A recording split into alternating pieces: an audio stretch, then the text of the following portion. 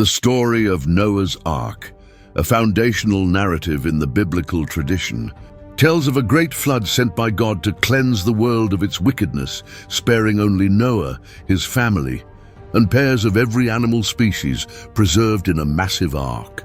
This account, deeply ingrained in Judeo-Christian culture, is not unique. Remarkably similar flood stories are found in the lore of diverse ancient civilizations worldwide. From the Epic of Gilgamesh in Mesopotamia to the tales of Manu in Hindu mythology, these narratives share all the core elements: a cataclysmic flood, divine intervention, and the survival of a select few. This prevalence across distinct cultures raises intriguing questions about their origins and truths. Could these stories be disparate interpretations of a single, monumental historical event? This exploration aims to delve into the parallel flood narratives across civilizations, comparing them with the biblical account of Noah's Ark, by examining similarities and variances in these tales, alongside archaeological and historical evidence. The objective is to consider the possibility of these myths stemming from a real global flood event, a prospect that tantalizes historians, archaeologists, and theologians alike in the quest to unravel one of humanity's most enduring mysteries. The biblical narrative of Noah's Ark, as recounted in the book of Genesis, is a profound tale that intertwines themes of divine judgment, human morality, and redemption.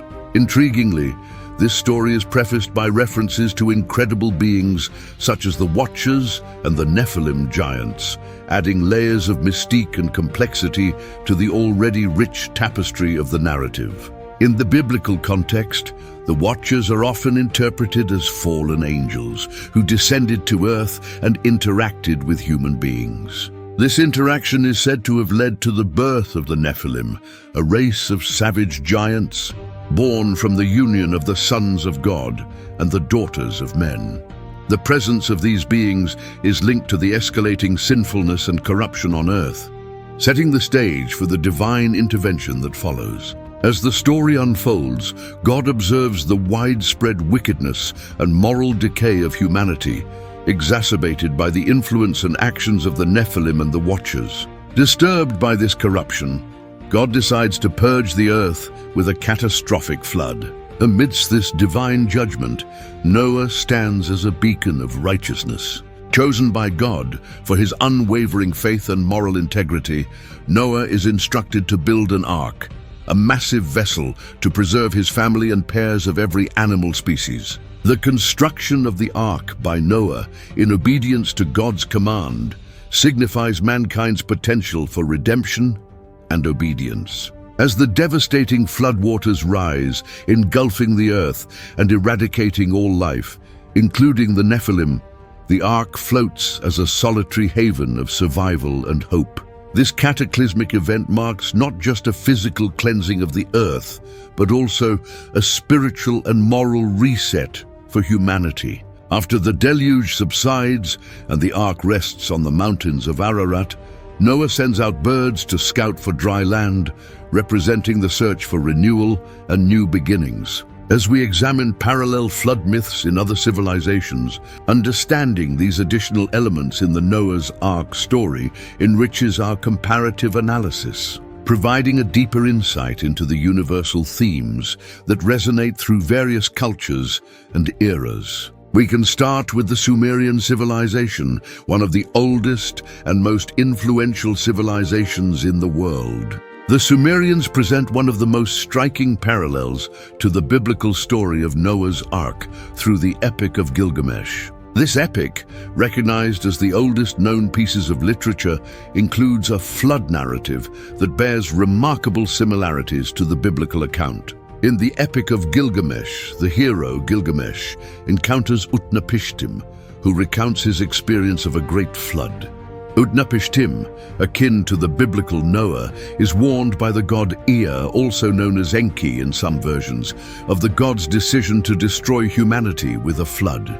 Enki instructs Utnapishtim to build a boat, an ark of sorts, to survive this cataclysmic event. Heeding the divine warning, Utnapishtim builds a massive vessel, ensuring the survival of his family, craftsmen, and various species of animals. The narrative details the deluge, describing how the gods unleashed a terrifying storm that obliterated all life, a scene reminiscent of the biblical flood. After several days, the storm subsides, and Utnapishtim releases a dove, a swallow, and a raven to find land, mirroring Noah's release of the raven and dove in the Genesis account. Ultimately, the raven does not return, signaling that the waters have receded. Utnapishtim's story concludes with the gods granting him and his wife immortality as a reward for their obedience and piety, diverging from Noah's narrative but maintaining the theme of divine favor and reward. The Epic of Gilgamesh's flood story not only parallels the biblical account in its essential elements, but also offers insights into the ancient Mesopotamian worldview. The similarities between the Sumerian flood myth and the biblical story of Noah's Ark suggest a shared cultural memory of a great flood in the ancient Near East. This narrative crossover highlights how different cultures grappled with and interpreted a potentially common historical or environmental event, using it as a foundation for moral and existential lessons, and embedding it deeply into their religious and cultural consciousness. If we dive into the mesmerizing mythological stories of India, we can find another flood myth. The Hindu flood myth, featuring the figure of Manu, is another intriguing parallel to the biblical story of Noah's Ark. This narrative, rooted in some of the most ancient texts in the world, texts like the Puranas and the Vedas, presents countless themes of divine foresight, human responsibility, and the cyclical nature of creation and destruction. The story begins with Manu performing his morning rituals. He discovers a small fish in the water, which begs for his protection. Manu saves the fish, which is an avatar of the god Vishnu, and in return, the fish warns him of an impending catastrophic flood. Manu is instructed to build a massive boat to survive the upcoming deluge. This element of divine warning and subsequent preparation closely mirrors the biblical narrative where Noah is warned by God and builds an ark. In both stories, the central characters are chosen for their virtues and are entrusted with preserving life. As predicted, a devastating flood engulfs the world. Manu aboard his vessel is tied to the horn of the fish, Vishnu, which guides him to safety. After the flood, Manu becomes responsible for creating a new world. He performs austerities and sacrifices, leading to the creation of a new human race. This aspect of renewal and repopulation parallels the biblical account where Noah and his family repopulate the earth post-flood. The story of Manu is deeply embedded in Hindu philosophy, illustrating the concepts of dharma, duty, karma, action, and the cyclical nature of the universe, creation, preservation, and destruction. Unlike the biblical narrative, which focuses on divine judgment and covenant, the Hindu myth places emphasis on the responsibilities of humans in maintaining cosmic order and harmony. Once again, we find a sophisticated ancient civilization that shares with the biblical flood story the themes of a world-engulfing deluge, the salvation of a chosen individual, and the genesis of a new era of humanity, underscoring universal concerns about creation, destruction, and moral responsibility. If we go across the planet to the Mayan civilization, we find another incredible flood story. The Mayan civilization's flood myth, as narrated in the Popol Vuh, their sacred book, provides a captivating account that echoes many elements of the biblical flood story, while also displaying unique aspects reflective of Mayan beliefs and culture. The Popol Vuh recounts the story of a great flood sent by the gods as a means of destroying the wooden people, beings created by the gods who failed to worship them properly. In this narrative, the gods, disappointed with their creation, decide to start over, choosing a flood as the method of destruction. This aspect of divine punishment for failing to fulfill divine expectations parallels the biblical narrative where humanity's wickedness incurs God's wrath, leading to the flood. In both stories, the flood serves as a reset mechanism to cleanse the world and prepare for a new beginning. However, in the Mayan myth, the focus is more on the relationship between the creators and their creation, and the obligations of the latter towards the former. Unlike the story of Noah's Ark, where Noah and his family are chosen to survive and repopulate the earth, the Mayan narrative doesn't emphasize the survival of a righteous few. Instead, it focuses on the actions of the gods and the subsequent creation of a new, more satisfactory form of humans made from maize. The Popol Vuh offers insight into Mayan theology and cosmogony, where the creation and destruction of different types of beings are part of the gods' attempts to create a race capable of honoring them. The flood myth in the Popol Vuh is an essential component of this larger narrative of creation, destruction, and rebirth, reflecting the Mayan belief in the cyclical nature of life and the importance of a harmonious relationship between the divine and the human. The Mayan flood myth, while sharing the motif of a world-destroying flood with the biblical story, diverges in its emphasis on the relationship between creators and their creations, and the cycle of creation and destruction. It is a powerful testament to the Mayan understanding of the cosmos and their place within it, illustrating the rich tapestry of human mythology and the diverse ways in which different cultures have grappled with the concept of divine wrath, creation, and the role of humanity in the larger cosmic order. The Mayans are not the only American culture with a flood story. The Aztec civilization, one of the most prominent pre-Columbian cultures in Mesoamerica, has its own version of a flood myth, which holds intriguing similarities and differences with the biblical flood story of Noah's Ark. In Aztec mythology, the flood story is part of a larger narrative about the cycles of creation and destruction of the world. According to their beliefs, the world had been created and destroyed 4 times before, and the flood story belongs to the narrative of the fourth world. Known as Nahui-Atl, or Forewater, the god Tlaloc, who was the deity of rain and earthly fertility, is central to the Aztec flood myth. In this story, the gods decide to end the fourth world with a great flood. The reason for this destruction varies in different accounts, but it is often attributed to the anger of the gods towards the misdeeds of humanity, or as part of the cyclical nature of creation and destruction in Aztec cosmology. In one version, a man named Tata and his wife Nena are forewarned about the impending flood by a god. In some accounts, this is the feathered serpent god Quetzalcoatl.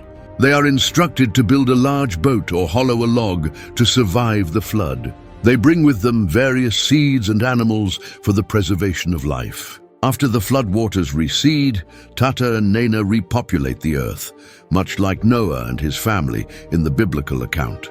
In conclusion, while the Aztec flood myth shares fundamental elements with the biblical flood story, such as divine intervention, survival of a chosen few, and the subsequent renewal of life, it also offers a distinct perspective reflective of the Aztec cultural and spiritual worldview. In the northern parts of America, Native American cultures, encompassing a wide range of tribes, each with their own rich traditions and beliefs, also have various flood myths that echo many elements of the biblical story of Noah's Ark, while also reflecting their unique spiritual and environmental perspectives. The flood myths across Native American tribes vary considerably, but they often share a theme of a great flood cleansing the earth.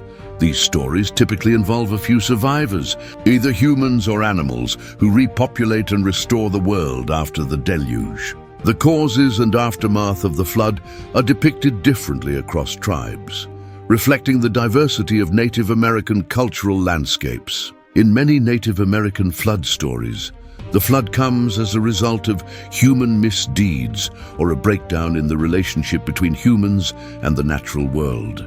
This aspect resonates with the biblical narrative, where the flood is a response to human wickedness However, Native American stories also often emphasize the need for harmony with nature and respect for the spiritual world, concepts that are deeply ingrained in their cultures. Similar to Noah's survival in the Ark, many Native American flood myths include a character or a group that survives the flood, usually through divine intervention or guidance. This survival leads to a renewal of the earth and humanity, often with a renewed understanding of the importance of living in balance with nature and the spiritual realm. These flood myths are integral to the oral traditions of Native American tribes and serve multiple purposes. They are not just tales of destruction and survival, but are also moral lessons about respecting nature and understanding humanity's place within the larger cosmos. They often explain the origins of geographical features, cultural practices, or social structures. Native American flood myths, while sharing the fundamental concept of a world-engulfing flood with the biblical narrative, offer a distinctive perspective that interweaves the natural, human, and spiritual realms. These stories highlight the diversity of interpretations of the flood myth across cultures, underscoring the universal human endeavor to find meaning and lessons in natural cataclysms, and to maintain a harmonious relationship with the world. Leaving America and heading to Africa, we found that the African cultures, known for their rich oral traditions and diverse mythologies, encompass a variety of flood myths that, while distinct in their storytelling, share thematic elements with the biblical story of Noah's Ark. The African continent, with its vast array of cultures and languages, offers several interpretations of flood myths. From the Oromo people of Ethiopia to the Yoruba of Nigeria, flood narratives often serve as foundational myths that explain the origins of the earth, humanity, and societal structures. In many African flood myths, the deluge is a significant event that leads to either the destruction of a previous world or the creation of a new one. Similar to the biblical account, these stories often involve a chosen individual or family who survives the catastrophe, tasked with repopulating and rebuilding the world. The flood serves as a mechanism for cleansing, renewal, and the establishment of a new moral order. African flood myths commonly incorporate elements of divine judgment or intervention, where the flood is a response to human actions or a part of the divine plan. The survivors are typically portrayed as righteous or favored individuals, echoing the biblical Noah's righteousness and divine selection. In African cultures, these myths are more than just tales of survival and renewal. They often carry deep spiritual and moral significance. They are used to impart lessons about living in harmony with nature, respecting ancestral wisdom, and understanding the interplay between the human, natural, and spiritual worlds. Like the Africans, the Polynesian cultures, spanning a vast expanse of the Pacific Ocean with numerous islands and unique traditions, have their own versions of flood myths. These stories, while varied across the different island cultures, often share fundamental similarities with the biblical story of Noah's Ark, and highlight unique aspects of Polynesian beliefs and environmental experiences. In Polynesian mythology, flood stories are not uncommon and are found in various forms across the region, from Hawaii to New Zealand. These narratives often involve a great deluge that reshapes the landscape and, in some versions, serves as a pivotal event in the creation or transformation of the world. Similar to the story of Noah and all the other flood stories we discussed, many Polynesian flood myths involve a cataclysmic flood that is survived by a select few, often with divine assistance or guidance. For instance, in Maori mythology, the hero Tauhaki is said to climb to the heavens to ask for the deluge to cease, saving the world from complete destruction. In other tales, specific ancestors or demigods manage to survive the flood, ensuring the continuation of life and the human race. These flood myths reflect the Polynesians' deep connection with the sea and their understanding of the natural forces that shape their island environments. The stories often serve as explanations for natural phenomena, the origins of certain islands, or the ancestral lineage of tribes. While Polynesian flood myths vary in detail and emphasis, they commonly convey moral and spiritual lessons. These can include themes of respect for nature, the importance of harmony between humans and the gods, and the value of resilience and adaptability in the face of environmental challenges. Polynesian flood myths, embodying the essence of islander storytelling and belief systems, share the overarching theme of a great deluge with the biblical narrative. However, they are distinct in their focus on island geography, ancestral heroism, and the intricate relationship between humans and the natural world. These narratives not only offer insights into Polynesian culture and spirituality, but also contribute to the diverse global mosaic of flood myths, each reflecting the unique perspectives and experiences of their respective cultures. Venturing to China, their mythology of the Great Flood of Gun-Yu presents another unique narrative that, while differing in details, also shares thematic elements with the other flood stories around the world. This myth, deeply entrenched in Chinese cultural and historical consciousness, offers a perspective on leadership, human ingenuity, and the harmony between humanity and nature. The Great Flood of Gun-Yu was a legendary saga that spans generations, detailing the efforts of heroes Gun and his son Yu to control a devastating flood that lasts for decades. This narrative differs from the biblical account and other flood myths by focusing more on flood control efforts rather than a singular catastrophic event followed by rebirth. Initially, Gun, a minister in the court of the mythical emperor Yao, attempts to stop the flooding using a patchwork of barriers, but his efforts fail. His son, Yu, takes over and adopts a different approach. Yu's strategy involves dredging, creating channels to divert floodwaters, and ultimately leading to the taming of the waters. His success in flood control and land reclamation earns him legendary status and marks the beginning of the Xia dynasty. Unlike the biblical flood, which is an act of divine retribution, the Great Flood of Gun-Yu does not stem from divine punishment, but rather is seen as a natural disaster. The story emphasizes the virtues of wisdom, perseverance, and leadership. Yu's intelligent and methodical approach to solving the crisis is celebrated, symbolizing the importance of human effort and wisdom in overcoming great challenges. This myth holds a significant place in Chinese history and culture. It not only serves as a founding myth of Chinese civilization, but also illustrates the harmonious coexistence and struggle with nature, a recurring theme in Chinese philosophy and culture. The narrative underscores the Confucian ideals of wise leadership and moral rectitude, with Yu being portrayed as a model ruler who puts the welfare of the people and the harmony with nature above all else. In conclusion, the Great Flood of Gun-Yu, while distinct in its portrayal of a prolonged natural calamity and the emphasis on human ingenuity and leadership, shares with the biblical flood story and other global myths the theme of a great deluge. It highlights humanity's resilience and the capacity for innovation in the face of overwhelming natural disasters, reflecting a universal human experience of grappling with and overcoming nature's formidable challenges. In Europe, the Greek myth of Deucalion and Pyrrha presents another interesting flood narrative. In Greek mythology, Deucalion was the son of Prometheus, the titan known for his foresight.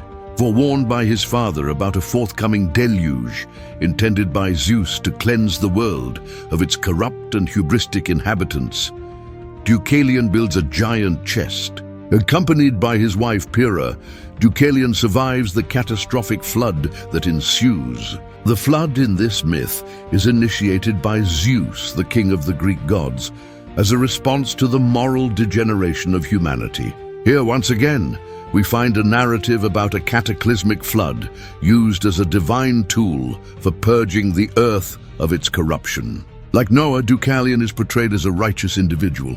His survival, along with his wife's, is a testament to their purity and moral integrity. Their willingness to heed divine warning and prepare accordingly underlines the virtues of obedience and respect for the divine, themes that are central to all cultures we mentioned.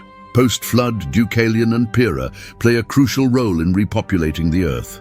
At the behest of the oracle of Themis, they throw stones over their shoulders, which miraculously transform into men and women, symbolizing the renewal of human life. This act of repopulation draws a parallel to Noah's role in re-establishing life on Earth after the floodwaters recede.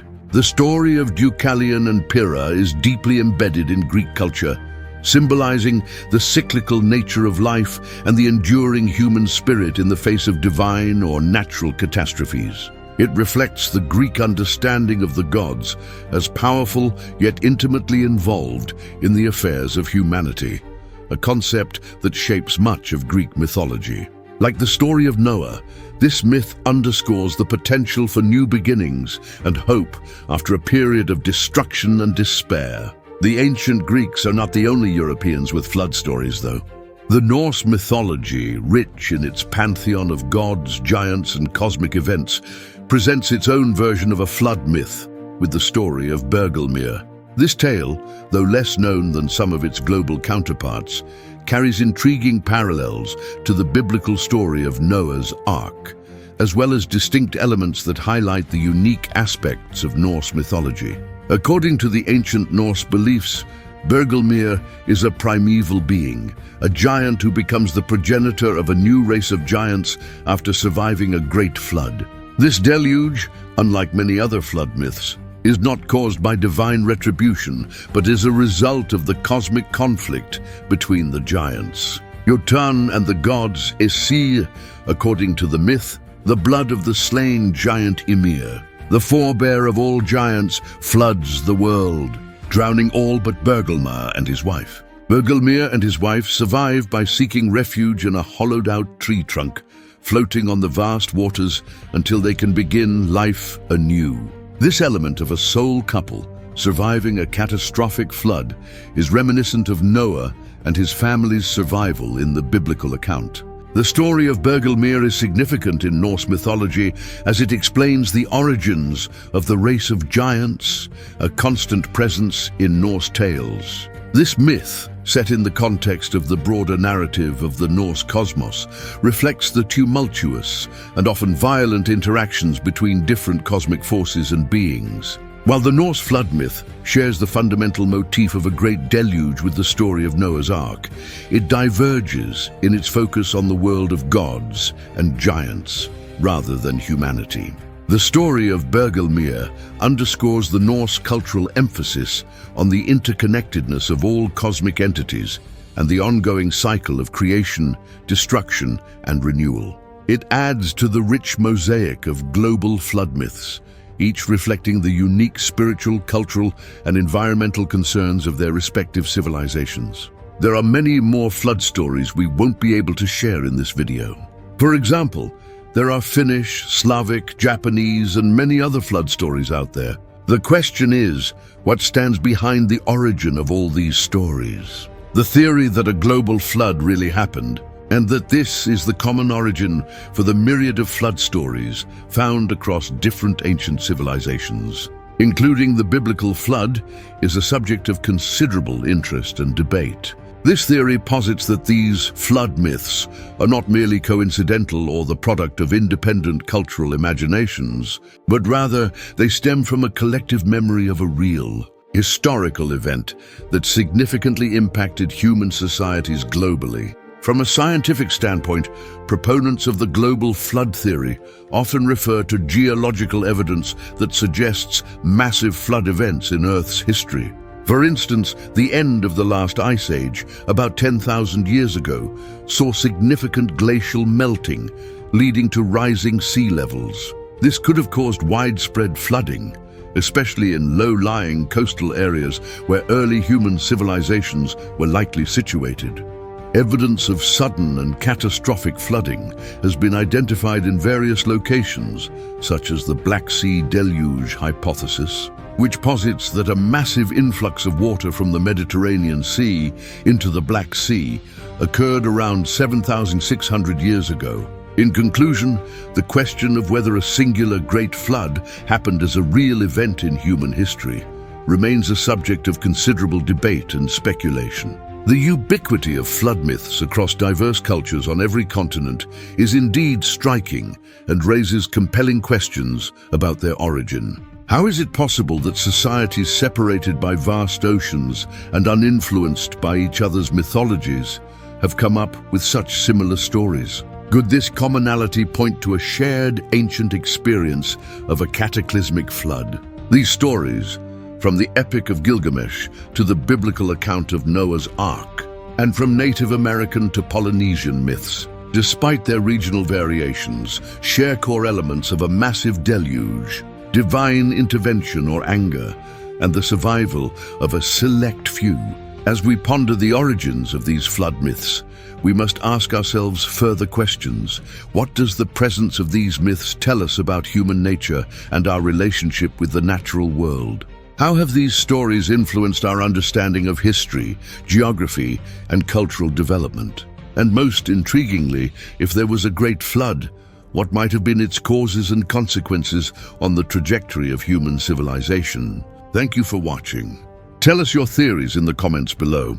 And if you want to learn the potential cause of the massive floods that affected our entire planet, we suggest you watch our video on the Silurian hypothesis, a fascinating theory that believes the poles of our planet shift periodically, causing massive cataclysms worldwide. See you on the next video.